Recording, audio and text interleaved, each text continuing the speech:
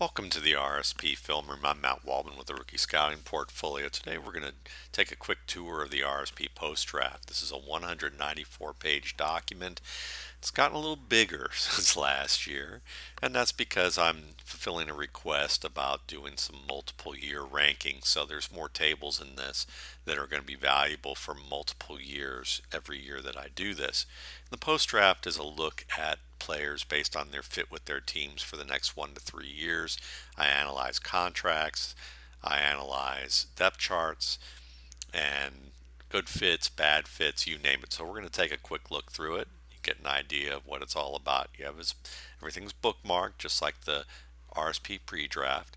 I have a number of different articles in this that are from my blog, but I also give you an introduction of how the pre-draft, publication, and post-draft work together. I give you a breakdown of the analysis and what's in it.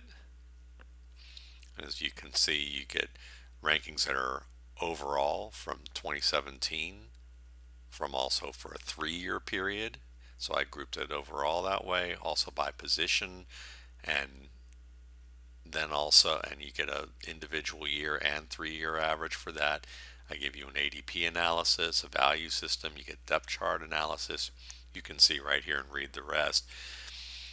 Let's get you a look about what some of this looks like. So some of the breakdowns, you get overrated, underrated players.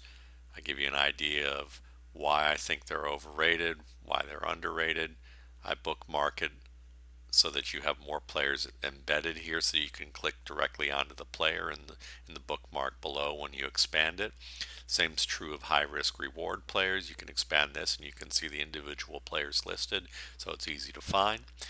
You get good and bad fit in terms of where landing spot matters. And I mentioned, there's a couple of players that get an idea of what I think of them there. Also undrafted free agents, who to watch. You get a chance to see players that I think you should add. They can be players that I think you should add now or maybe add a little bit later. And you do that, and I do that with the fantasy waiver wire gems. I give you a strategic overview of the class as well. What I think of the running backs, what I think of the quarterbacks, where I'm at with the trade market, and what I think you should be thinking about doing if you're an active negotiator for trades. I also give you some ideas if you're very conservative about your drafts. In addition, I give you additional undrafted free agent talent to monitor, and I give you an intro to my cheat sheet overall. And my cheat sheet is basically a spreadsheet that lists everything on about 3 to 4 pages. You can print this part out and take it to your fantasy drafts or you can just have it handy and available if you like to use it, in paper form. It's color coded into tiers. I explain what the tiers are about. I give you an idea of some of the shorthand that's going to be listed next to a lot of these players so that you get an idea of the risk assessment that I have on them. And then I do a value designation. And the way I value players is I compare their ADP from several dynasty drafts that I've been monitoring for the week, and I compare that to my post-draft RSP ranking. Players whose ADP and RSP ranking are about the same, I have them listed as par. If their ADP is higher than my RSP ranking, then I have them listed over, and I give a number associated with the number of picks that they're over compared to my RSP ranking. So in my view, they're overrated to an extent.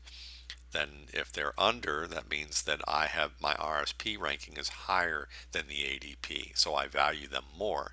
And this gives you some ideas to, when you look at my tiers, to understand where the sweet spot might be to get the best value from the player by marrying or reconciling my RSP rankings with the ADP. So you get a look at what that's about, and I give an explanation, and you get a chance to see a little bit about how this works here. You can see that I list everything: quarterback, running back, wide receiver, and tight end. You get the player, you get the number that I rank them at, the team. I give you the value that par, over, or under with a number associated with it, and you get also these notations that you'll see below.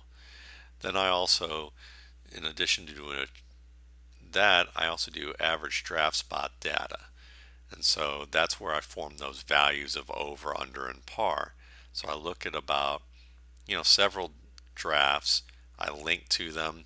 I give you an idea of where they're being drafted, so you can see the raw data for each one, and then you get an ADP from it, number of drafts, high and low picks, and then I give you that number of where I think they are. For instance, let's do an example here. Samaji Perine, he's under 7.5. That 7.5 stands for number of picks that he's underrated, meaning that the RSP rates him 7.5 spots higher than ADP. If it's red, where it says over 3.8, that means that he's over 3, that he's getting picked about 3 to 4 picks ahead.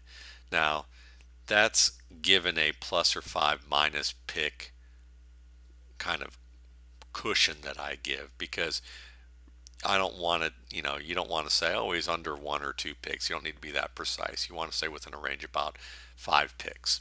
And so really that's technically about 8 picks here, if you were going to be super precise. But I like to say plus or minus 5, because you can't predict the pick to the exact one. Then I do depth chart analysis, and this includes comments, updated comments about the player, this competition on the depth chart, some notation about his contracts, for the contracts for these players. For instance, if they're going to have a contract that expires within the next 1 or 2 years, I note that so that you can see that they may have an opportunity ahead of them to earn that starter spot. I give you some short-term, long-term fantasy upside, as well as their ceiling of potential as a fantasy player based on how I see it. I give some information on trades and negotiation strategies, as well as a basic trade value chart with some position-oriented values, pick for pick trades as well as pick for player trades. And then I have combined rankings, and you get a chance to see from 2015 through 2017 the rookies in terms of what my scores were for them during that time, what I thought about them when I rated them as rookies, and where I think they are now. This is a combined board. You get a QB board, and it's separated out by each position as well as combined. So that's the RSP post draft.